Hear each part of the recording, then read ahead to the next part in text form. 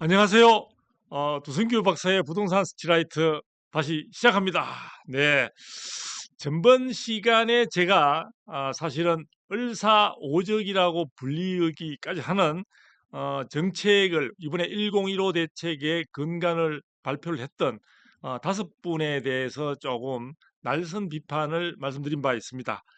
근데 사실은 그분들은 굉장히 마음이 불편하실 수 있는데요. 지금 정말 불편하신 분들은 상당히 그 현재 2030 세대 또 사회 초년생, 청년, 신혼부부 또 저소득 많은 서민들 이분들이 지금 갈 곳을 지금 잃은 상태로 있습니다. 매매 시장은 완전히 잠긴 가운데 매물도 지금 잘 없는 상황에서 호가는 오히려 오르고 있는 분위기고요. 전세 매물도 지금 씨가 말라가고 있습니다. 그러다 보니까 월세로 가야 되는데 월세가 7.15%나 올해 한 해만 오른 게 그렇다 보니까요. 사실은 급여를 받더라도 제가 도시근로자 평균 급여 수준을 감안할 때 한 달에 이 강북 지역의 경우에서도 벌써 140만 원을 넘어서고 있는 상황이거든요. 서울 전체에는 뭐 평균적으로 300만 원을 넘어서는 곳이 흔하다는 이야기까지 나오고 있습니다. 서민들이 감당할 수준이 아닙니다. 젊은이들이 감당할 수준이 아니고 그러다 보니까 우리 예전에 작년 재작년인가요? 그때까지 그리고 문재인 정부 시절에 많이 나온 말이 있습니다. 이생집망 이런 사실은 만든 어떤 사자성어가 있었는데요. 그게 뭐냐면 이번 생에 집을 마련하기는 완전히 망했다. 뭐 이런 부분에 이제 의미가 있는데요. 그 심정 자체가 지금에 와서도 틀리지 않고 있지 않느냐라는 생각이 듭니다. 근데 전번에는 그 다섯 분의 지금 고위 공직자를 중심으로 살펴봤다면요. 이번에 이 정책을 만드는데 실질적으로 우리가 이재명 정부의 지금 대통령실 등등 해서 한 몇 분 정도를 좀 더 살펴보도록 하겠습니다. 지금 제가 보니까요. 우선 고전에 여당에서 전체적으로 여당 의원들을 총괄 지휘하고 있는 민주당의 김병기 원내대표. 네, 그분도 대단하신 분으로 사실은 매스컴을 굉장히 최근에 와서 본인이 원하지 않는데 많이 타고 있죠. 핵심적인 분이 이분이 갖고 온 단어 사자성어가 굉장히 많이 사용되고 있는 단어입니다. 혹시 시청자분들 또 구독자분들 눈치채셨나요? 요즘 방송가에서 가장 많이 흔한 사자성어가 뭐죠? 내로남불. 내가 하면 로맨스고 남이 하면 이 참 불륜이다.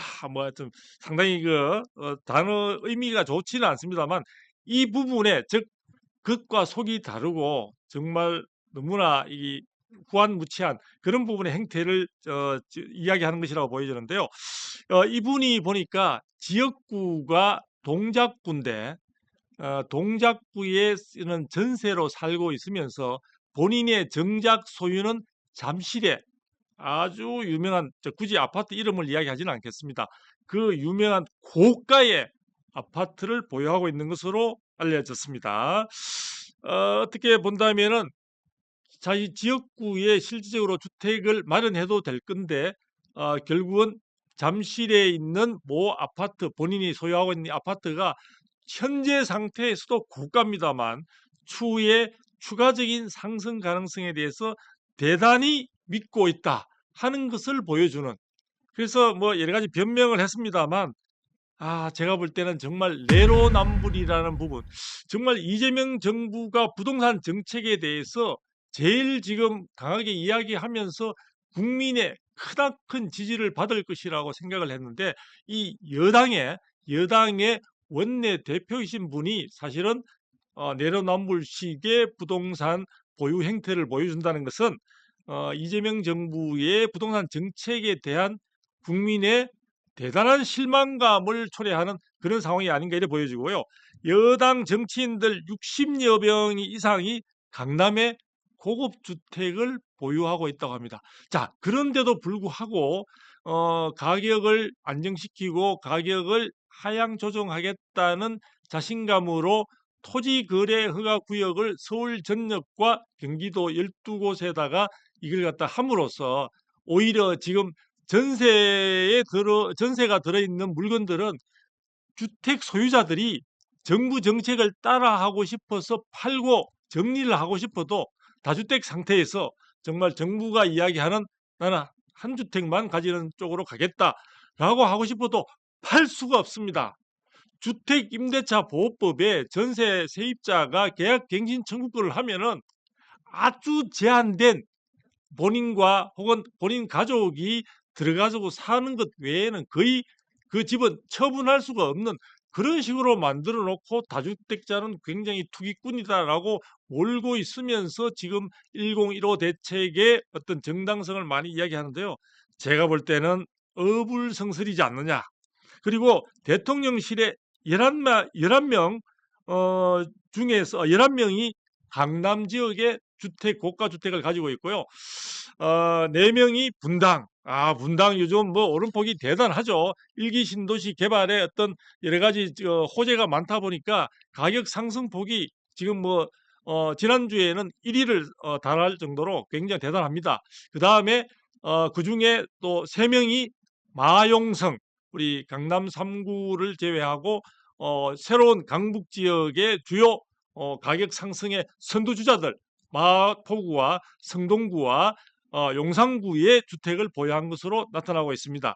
그리고 제가 뭐 구체적으로 이야기는 하지 않겠습니다만 여기 많은 비서관급들이 저는 놀라운 게 제가 대충 나이를 감안해 봐도 어느 정도 좀 속된 말로 하면 견적이 나오는데 그 예상되는 자산 보유의 견적이 대단합니다.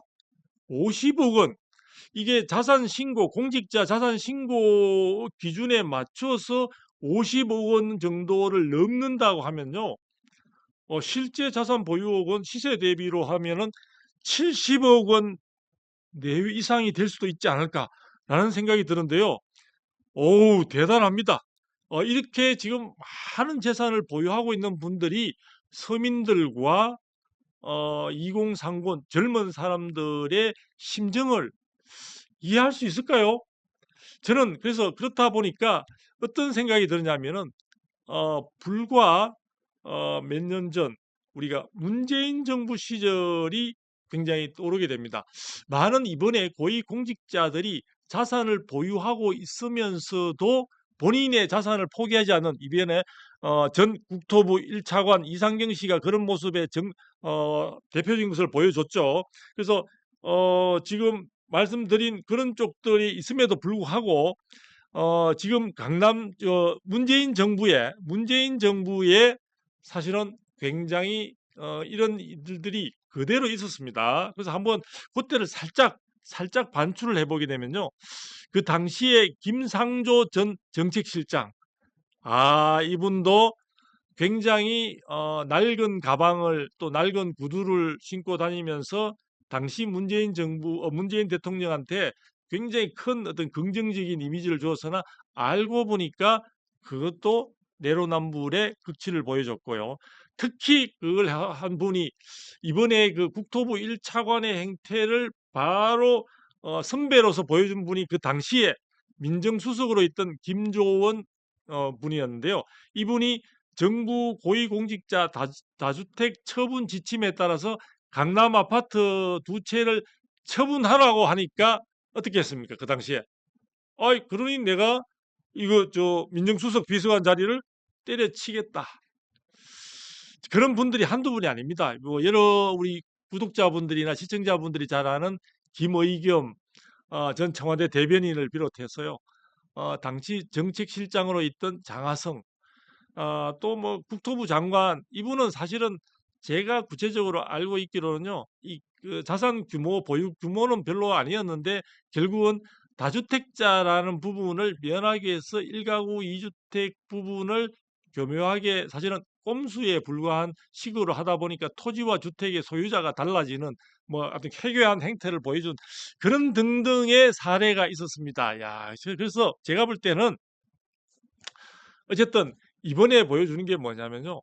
이 공직자로서의 자세, 그리고 부동산 대책이라는 것은요. 국민의 신뢰, 국민의 공감을 얻어내지 못하면요. 아무리 기술적으로 정교하고 여러 가지 시장 상황에 있어서의 어떤 선진화된 기법을 적용했다고 하더라도 그 대책은 결코 성공할 수가 없습니다. 왜?